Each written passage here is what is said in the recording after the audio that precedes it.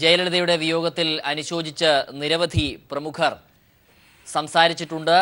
മമ്മൂട്ടി ഇക്കാര്യത്തിൽ പറഞ്ഞത് ഉരുക്കുവനിതയുടെ വിയോഗം തീരാ നഷ്ടമാണെന്നാണ്. തമിഴ്നാട്ടിൽ ജീവിച്ച തനിക്ക് തമിഴ് ജനതയുടെ ദുഃഖം മനസ്സിലാകുമെന്നും മമ്മൂട്ടി പ്രതികരിച്ചു.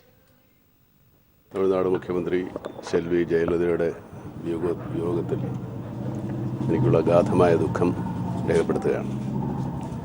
വർത്തമാനകാലം കണ്ട അതിശക്തയായ സ്ത്രീ ജയലളിത.